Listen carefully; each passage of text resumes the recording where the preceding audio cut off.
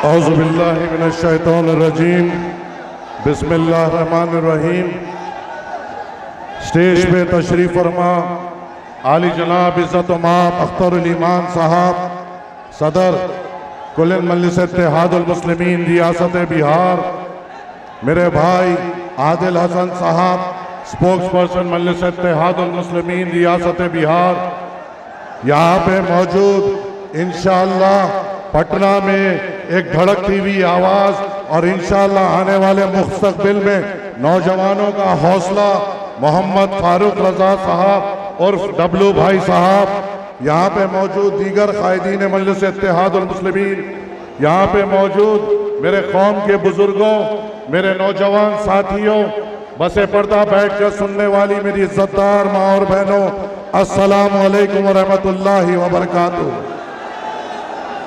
आज एक बड़ा मौका है और इंशाअल्लाह ताला आज जो नौजवानों ने यहाँ पर आकर अपने सरों का समंदर यहाँ पे बताया है और मजलिस इत्तेहादुल मुस्लिमीन के तरफ एक बेपनाह मोहब्बत जताई है, मुझे आज यकीन है बीजेपी का भी चाहे खैमा हो या इंडिया गठबंधन का भी खैमा हो या लालू प्रसाद यादव का घर हो, सबकी नींद आज यहाँ के नौजवानों ने उड़ा दी है और इंशाअल्लाह ताला हम उठेंगे और ऐसे ही इनकी नींद उड़ाएंगे।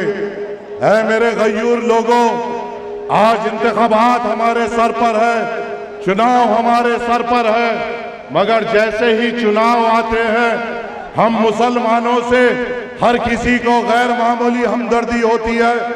जैसे ही चुनाव आते हैं हमारे नौजवानों के रोजगार के बारे में बात होती है। जैसे ही चुनाव आते हैं हमारे महल्ले जात में तरक्की की बात की जाती है।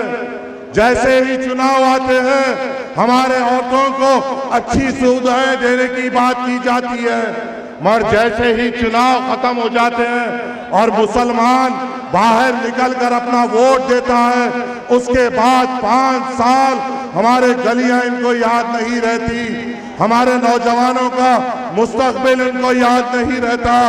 5 साल तक हमारे पास अच्छे स्कूल ये नहीं देते, 5 साल तक हमारे लिए हिफाजत की बात ये नहीं करते।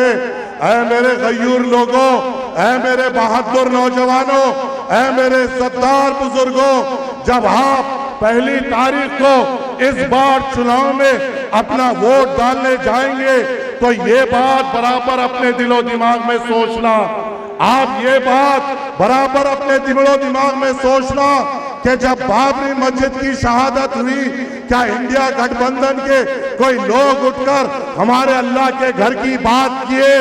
कोई नहीं किए। जब वोट डालने जाओ तो ये बात याद रखना कि ये हमारी आवाज नहीं बने, हमारी आवाज अगर कोई बने तो वो बैरिस्टर सऊदी अवैसी साहब बने। जब आप मतदान डालने जाओ तो ये याद रखना कि ज्ञानवापी मस्जिद का जो फैसला आया, हमारे अल्लाह के घर में जो हय्या अलस सलाह हय्या अलल फलाह की सदाएं गूंजती है, उस मस्जिद के तहखाने में पूजा की इजाजत दी गई।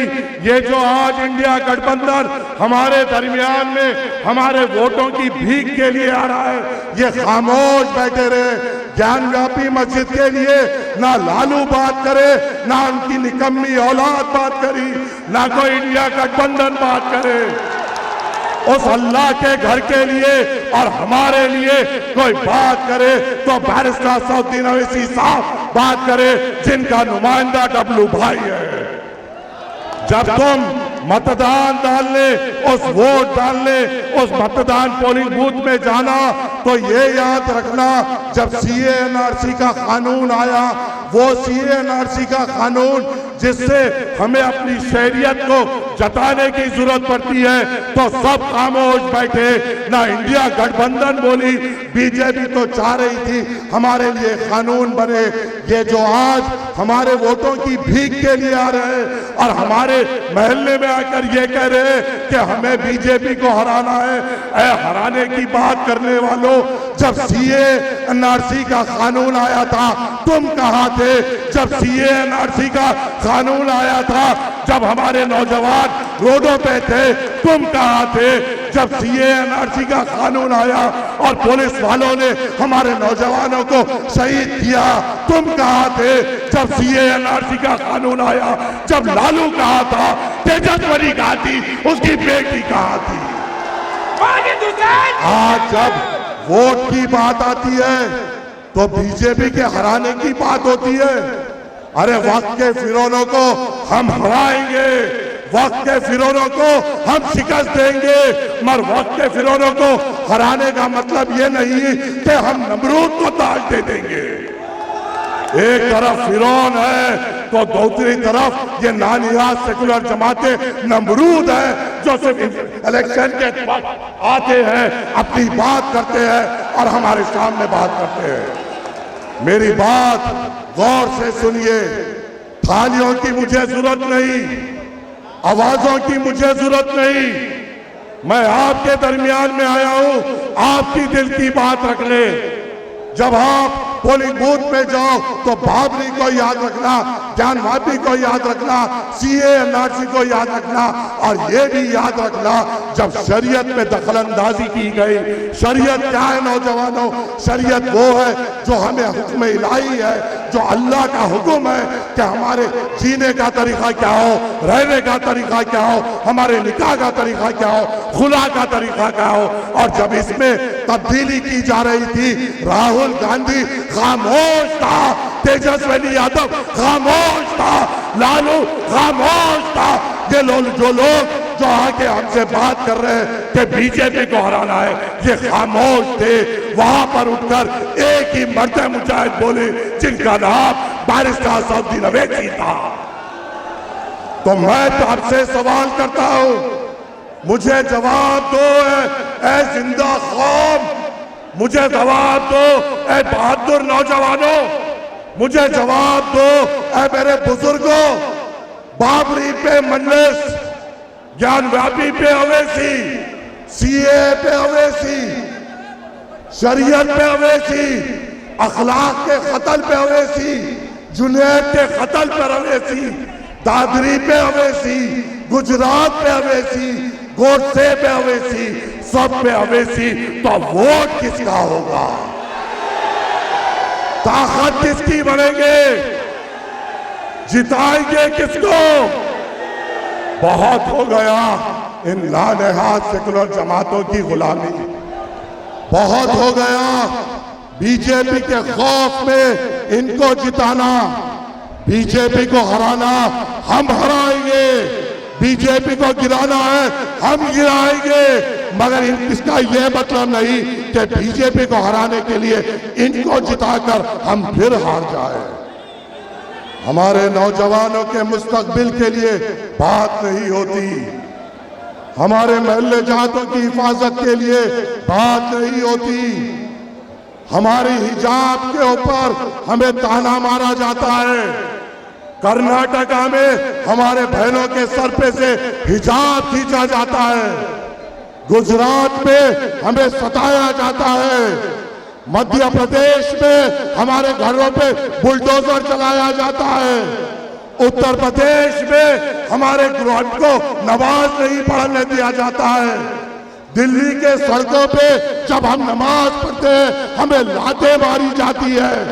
और जब ये जुल्म होता है तो ये इंडिया गठबंधन चुप रहता है, गूंगा रहता है, बोलता नहीं, खामोश रहता है। हमें लात मार कर गिराया जाता है, ये खामोश रहते हैं। हमारे खिलाफ कानून बनाया जाता है, ये खामोश रहते हैं। हमारे अल्लाह के घरों को शहीद किया जाता है, ये खामोश बैठते हैं। हमारे अल्लाह के घर में पूजा की इजाजत दी जाती है, ये खामोश बैठते हैं। तो किस बात का दावा कर रहे हैं ये बीजेपी को हराने की?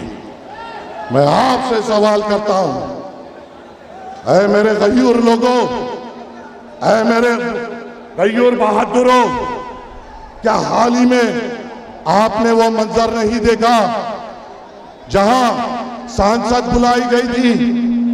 सांसद बुलाकर वहां पर तमाम सांसद के मेंबर ऑफ पार्लियामेंटों को बुलाया गया और वहां पर बुलाकर तारीफ की जा रही थी क्या तारीफ की जा रही थी कि किस तरीके से एक अल्लाह के घर को गिराकर भव्य राम मंदिर बनाया गया।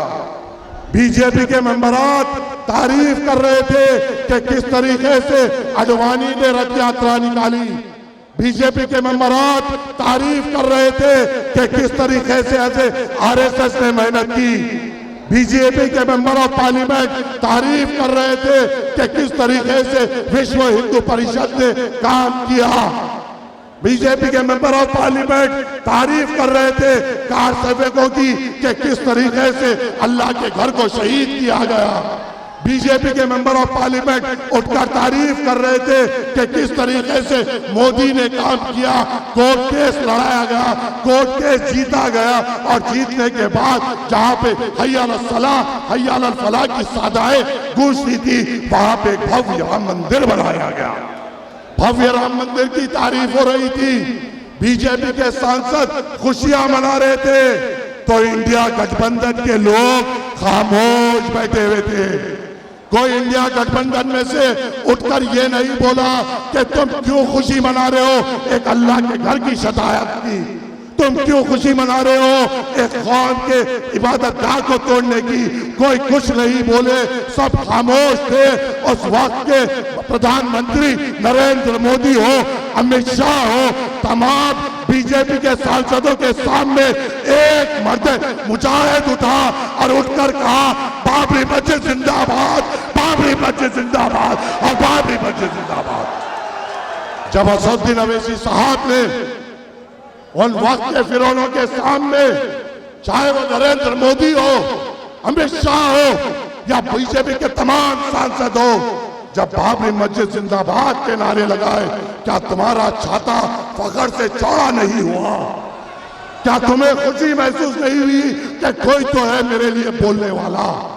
क्या तुम्हें खुशी महसूस नहीं हुई कोई तो है मेरे लिए लड़ने वाला, मेरे लिए बात करने वाला, मेरी कौम की नुमाइंदगी करने वाला? यादवों पे अगर कुछ होता है तो तेजस्वी यादव नंगे पांव भागते हुए जाते हैं।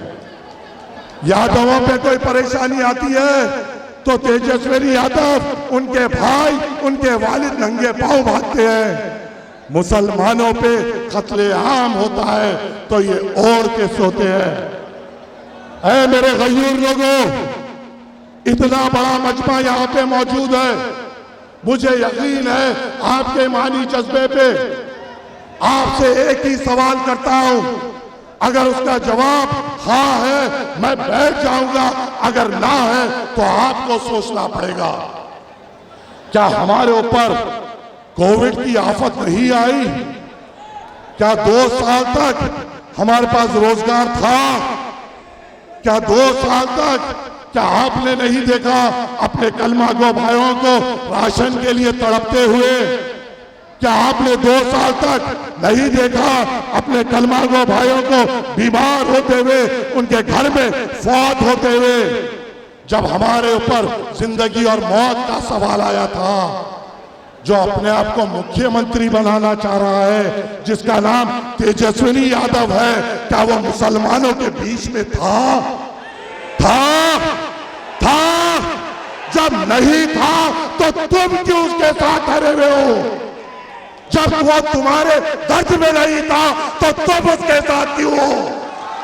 जब वो तुम्हारी मौत में नहीं था तो तुम क्यों उसके साथ खड़े हुए हो? जब हमारे घर में बुजुर्ग मर रहे थे वो नहीं था तो तुम क्यों हो?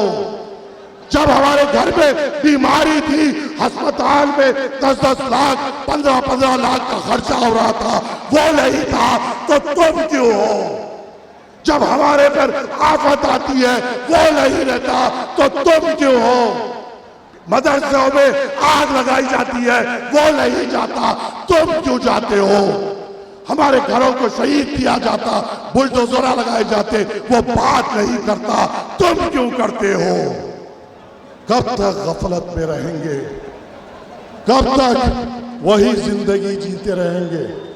कहीं तो उठना पड़ेगा, कहीं तो बदलना पड़ेगा। हार और जीत अल्लाह के हाथ में है। मेहनत करना, हार और जीत अल्लाह के हाथ में है, मेहनत करना हमारे हाथ में है। हम मेहनत करेंगे, हम मेहनत करेंगे इखलास की बुनियाद पर, हम मेहनत करेंगे अल्लाह को राजी करने की बुनियाद पर। इंशाअल्लाह अल्लाह की जात पे यकीन है, अल्लाह हमें कामयाबी देगा इंशाअल्लाह। मगर उसके लिए निकलना तो पड़ेगा, उसके लिए निकलना तो पड़ेगा, उसके लिए काम करना तो पड़ेगा। यादवों ने अपना नेता बना लिया, कुर्मियों ने अपना नेता चुन लिया, पासवानों ने अपना नेता चुन लिया, भूमियारों ने अपना नेता चुन लिया, सब दलितों ने अपना नेता चुन लिया। मुसलमान ही है जो कभी दलित गंज जा रहा है, कभी भूमियार गंज जा रहा है, कभी यादव गंज जा रहा है, कभी पासवान गंज जा रहा है। हम वो है जो इंशाल्लाह अगर एक हो जाए ये सब हमारे पास आएंगे इंशाल्लाह। मगर होना तो एक पड़ेगा ना। कब तक इल्जाम लगाते रहेंगे, कब तक हम पे तोहमत लगाते रहेंगे, कब तक बोलते रहेंगे कि इन पे यकीन मत करो ये वोट काट रहे हैं, कब तक बोलते रहेंगे कि ये बीजेपी को जिताते रहे हैं, कब तक बोलते रहोगे कि ये भाजपा के एजेंट है? क्या इसलिए हम पर इल्जाम लगाते हो कि जब अखलाक को गोश्त के नाम पर शहीद कर दिया गया और उसके बेटों को यतीम कर दिया गया, हम उसका सहारा बने इसलिए हमको बीजेपी का एजेंट कहते हो? या इसलिए कि जब जुनैद एक हाफिज कुरान था जो ट्रेन में जा रहा था, उसके छाते में खंजरों को मार मार कर उसको एक हाफिज कुरान को शहीद कर दिया गया, उसकी माँ के गोद में उसके बेटे की लाश डाल दी गई, उसके बाप के कंधे पे बड़ा एक वजन डाल दिया गया, मजलिस उसका सहारा बनी, इसलिए हमें एजेंट कहते हो? या इसलिए हमें एजेंट कहते हो कि हम बाबरी मस्जिद की आवाज उठाते हैं? या इसलिए हमें एजेंट कहते हो कि हम सीए एनआरसी का बिल फाड़कर नरेंद्र मोदी के मुंह पे फेंकते हैं? या इसलिए हमें एजेंट कहते हो क्योंकि हम शरीयत के लिए लड़ते हैं? क्या इसलिए हमें एजेंट कहते हो कि कहीं पे किसी को गोश्त के नाम पे मारा जाता है हम उसकी ताकत बनते हैं? क्या इसलिए हमें भाजपा का एजेंट कहते हो कि जब हमारे को हरियाणा में हमारे दो कलमा भाइयों को जला दिया जाता है जिंदा, वो भी उसके घर की हम हिम्मत बनते हैं, इसलिए हमें एजेंट कहते हो? किस वजह से कहते हो? याद रखो कहने वालों, मैं मुसलमान हूं, मैं जितना जिंदगी में भरोसा रखता हूं उतना आखिरत में भरोसा रखता हूं। तुम अगर बेबुनियाद इल्जाम डालोगे तो मेरा हाथ होगा, अल्लाह की बारगाह होगी और तुम्हारा गिरेबान होगा, और वहां पूछूंगा कि किस बुनियाद पे हम पर इल्जाम लगाते थे। इल्जाम लगाने वालों, क्या तुम्हें मौत का खौफ नहीं? या ये समझते हो कि जन्नत का रास्ता खुदा ना खास्ता? गांधी जी अब कुछ बोलूंगा तो तकलीफ हो जाएगी। क्या किया इन्होंने, क्या किया राजद ने? ऐ मुसलमानों, ऐ दलितों, ऐ पिछड़े तबकातों, तुम्हारे रोजगार के लिए क्या किया? तुम्हारे महल्ले जात के लिए क्या किया? तुम्हें क्या अच्छे अस्पताल दिए? तुम्हें क्या नौकरी दी? आज भी बिहार के कई लोग हैं जो जाकर बिहार छोड़कर कई हैदराबाद में, मुंबई में इधर उधर जाकर काम करते हैं। क्या ये आपकी जिंदगी है? क्या इसलिए इन्हें जिता रहे हो? अरे अपना मुस्तकबिल खुद बनाओ, जो होता होने दो, हमें बस मेहनत करना है, एक जगह होना है और बैरिस्टर सौद्दीन अवैसी साहब के हाथ मजबूत करना है इंशाअल्लाह ताला। बस यही चंद गुजारिशात आपके सामने रखने आया था। हम मेहनत कर रहे हैं हमारी एक बेबाक आवाज बनाने के लिए, आपके साथ की उम्मीद रखते हैं। हमें उम्मीद है कि हमारे भाई हमारे साथ ठहरेंगे, हमारे भाई हमारी ताकत बनेंगे, हमारे भाई अपना झंडा उठाएंगे, हमारे भाई अपनी पार्टी को मजबूत करेंगे और बैरिस्टर असदुद्दीन अवैसी साहब को बाहर निकलकर पहली तारीख के दिन पतंग के निशान पर वोट डालेंगे। बस इन्हीं चंद गुजारिशात के साथ आपसे इजाजत खाऊं। उम्मीद है आपसे, तवक्को है आपसे कि आप मजलिस को कामयाब करेंगे। शुक्रिया, अस्सलाम वालेकुम।